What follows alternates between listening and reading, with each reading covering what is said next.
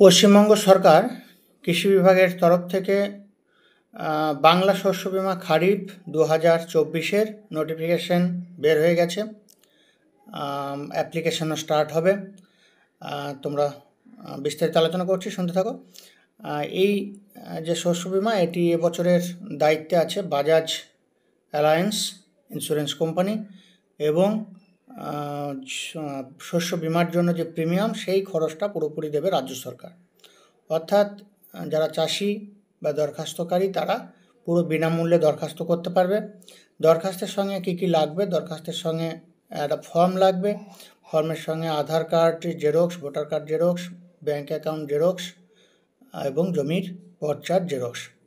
এই কয়েকটা জিনিস লাগবে। দেখাচ্ছি তোমাদেরকে ফর্ম, দেখো এখানে বিস্তারিত আছে। এবং বিমা করার সময়সীমা যেটা, সেটা হচ্ছে ধানের ক্ষেত্রে লাস্ট ডেট হচ্ছে 15ই সেপ্টেম্বর পর্যন্ত, এবং ভুট্টার ক্ষেত্রে হচ্ছে 31 আগস্ট 2024। বিভিন্ন কারণবশত যদি ফসলের ক্ষতি হয়, বন্যা, শিলাবৃষ্টি, ভূমিধস, প্লাবন বা যে কোনো প্রাকৃতিক বিপর্যয়, তাহলে সেই ক্ষেত্রে ক্ষতিপূরণ দেওয়া হয় চাষিদের অ্যাকাউন্টে। এবং এই ক্ষতিপূরণটি বিভিন্ন রকমভাবে নির্ধারিত হয়।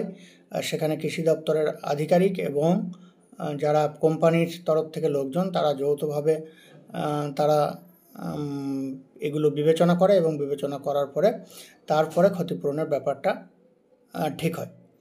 এবং এই ক্ষেত্রে যদি কারো কিছু জিজ্ঞাসা থাকে, তাহলে নিঃশুল্ক যে সহায়তা কেন্দ্র 1800-209-5959 নাম্বারে তারা ফোনও করতে পারে, বা এই যে কিউআর কোড আছে, এই কিউআর কোডে তারা স্ক্যান করেও আরও বিস্তারিত জানতে পারবে।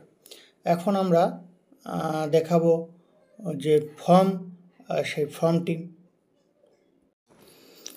এই হচ্ছে সেই ফর্ম, দেখতে পাচ্ছ তোমরা। এই ফর্ম, এগুলো ফিল আপ করতে হবে। বাংলায় লেখা আছে, কোনো অসুবিধা নেই। ইংলিশ ভার্সানের ফর্মও আছে, বা নেপালিদের ক্ষেত্রে নেপালি ভার্সানের ফর্মও আছে। এখানে কোন ফসল চাষ হয়েছে, কোন এলাকায়, তার বিস্তারিত তথ্যগুলো এখানে দিতে হবে। এবং কৃষকদের নথি যেগুলো, সেগুলো কী কী দিতে হবে সেটাও এখানে আছে। এবং এই ফর্ম তারা কোম্পানির যে লোকজন গ্রাম পঞ্চায়েতে যাবে, তাদের হাতেও জমা দিতে পারে, বা নিকটস্থ এগ্রিকালচার অফিসেও জমা দিতে পারে। ব্লক অফিস যেগুলো, সেখানে জমা দিতে পারে। সেখানে তারপর সেই ফর্মে সই হবে রেভিনিউ অফিসার বা রেভিনিউ ইন্সপেক্টর বা ব্লকের অ্যাসিস্ট্যান্ট ডিএ বা রিপ্রেজেন্টেটিভ।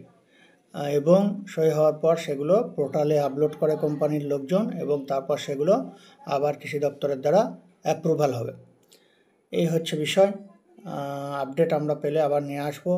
এরকমই বিভিন্ন দপ্তরের বিভিন্ন প্রকল্প, যেগুলো নিয়ে আমাদের আগের চ্যানেল তো ছিল, তোমরা দেখেছো। আগের চ্যানেলটি বিশেষ কারণবশত সেটি হ্যাকড হয়ে যায়, এবং তারপরে আমরা সেম নামে আবার এই চ্যানেল, এবং এখানে যারা আবার নতুন করে দেখছেন, চ্যানেলটি সাবস্ক্রাইব করে রাখেন, কারণ আগের চ্যানেলে আমাদের সাবস্ক্রাইবার প্রচুর ছিল, প্রায় 41,000। যাই হোক, সকলকে ধন্যবাদ, থ্যাংক ইউ।